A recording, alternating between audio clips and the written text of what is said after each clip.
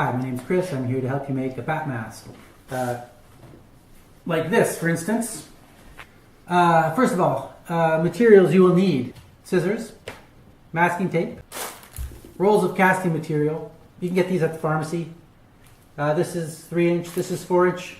Cardboard, a basin for hot water to moisten the casting material for molding. You also need a toque that you don't like very much, optional bath cap, and later on we're going to be using a bit of paper mâché for the finishing touches and decorative elements. For that you'll need a pot. First, remove the macaroni. A whisk, some newspaper, and a bit of flour, some white glue.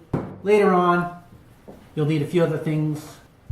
Paintbrush, can of paint, egg cup, tomato slicer, jackalope, and popcorn popper. Well, actually you don't need those last few things, but they're all kind of cool. So let's get started.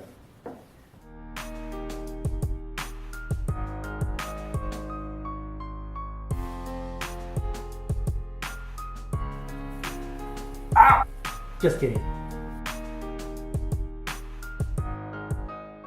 Okay, so I should mention in the interest of safety that you should take the toque off before you cut the eye holes out. I just want to say I'm okay, but you only have 2 eyes.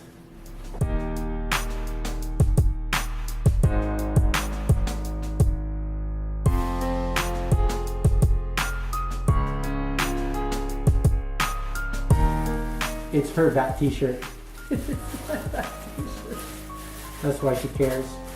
This is a one-person operation normally, as long as you don't screw up.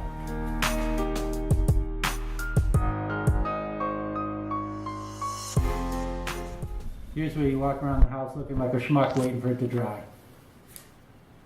I'm going to grab my 3-inch roll now and do the little cheek piece. You need a little cheek piece to attach the nose to.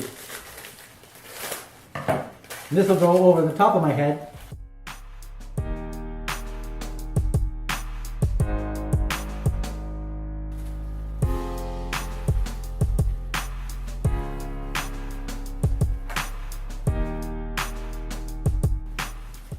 How do I look?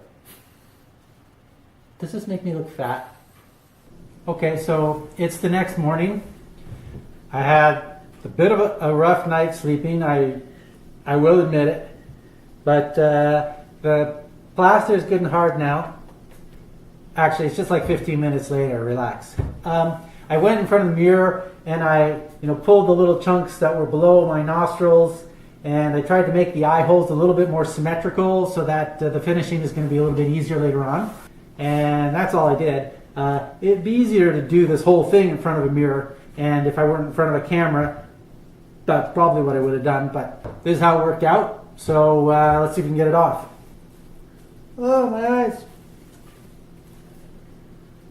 Well, I was glad I had the toque on, because I don't think I would have been able to get that off without the toque.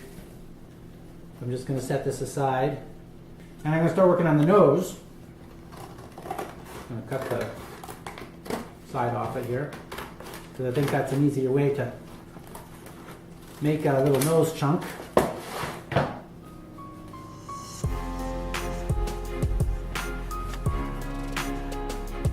Like that.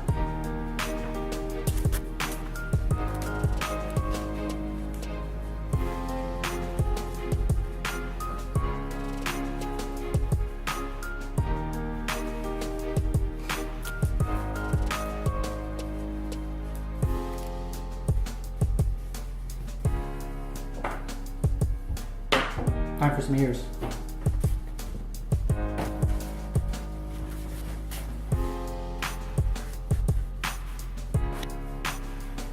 Gonna leave a little tab here to attach them.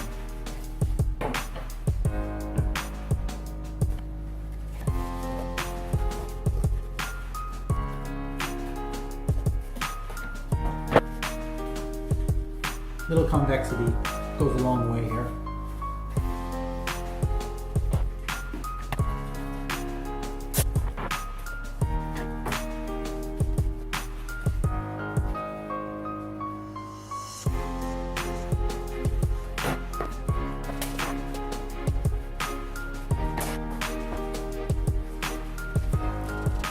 we'll attach it with a casting material, and that will give it the stiffness required for it to maintain its form once it's attached.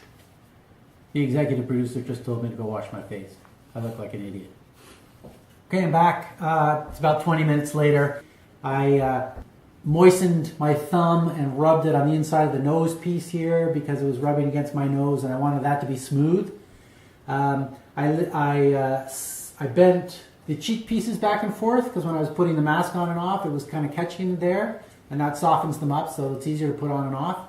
And similarly, where my ears tuck in underneath here, I bent that back and forth a little bit to break it up, to soften it so that it can be put on and off and taken off easily like this. I might just trim this ear thing right off so my ear doesn't catch on it, but we'll see. For now, it's fine.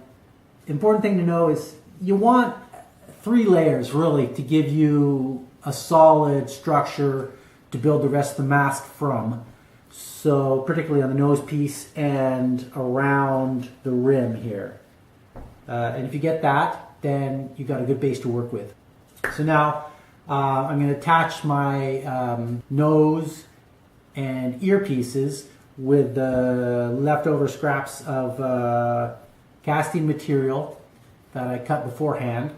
Now that I got the structure in place, I can start paying a little bit more attention to the detail of the form that I want to achieve to get the bat mask looking optimally batty.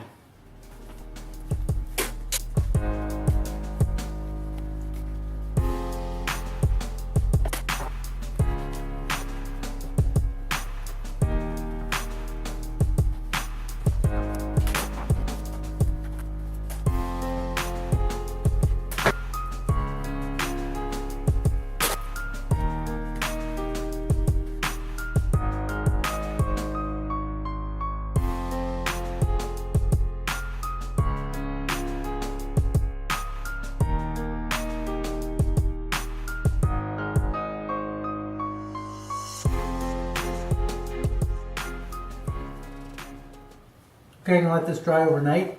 It looks pretty rough now, and that's okay. This, as I said, is the structure, which is the backbone, and we worry about the aesthetics a little bit later. Once we got the rough form right and it fits properly, then we can make it look as we want to with the paper mache later on. Okay, it's the next day, everything's dry, and time for the paper mache.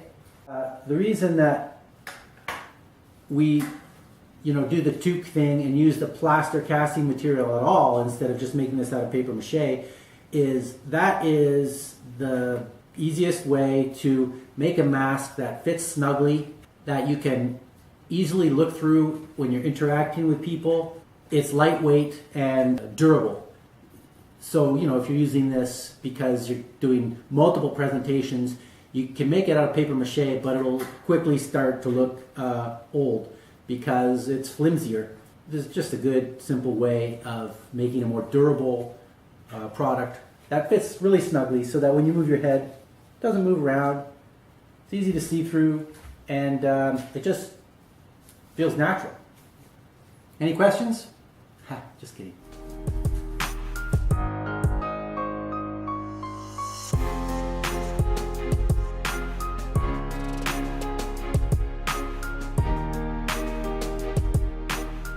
Well, as you can see, I finished the paper mache. For the second coat, I used white paper. Avoid the glossy paper. It doesn't take the glue or paint. But by using white paper, you can tell where the second layer went on because it's not the newsprint that's underneath. So that's convenient. I added horns to the end of the nose. I just took a little dowel. This is like a skewer for a shish kebab. And I masking taped it on the end of the nose and then wrapped it in a couple layers of the paper mache, just a little extra feature. I trimmed a little bit around the ears to make it more comfortable, just with scissors, and I shaped the eyes so that they were a little bit more symmetrical. That's all I did, and it's pretty quick. The first layer of paper mache took me, maybe 40 minutes, and the second layer, 20 minutes. And then a full day to dry in between. And then all that's left to do is paint. And we're done.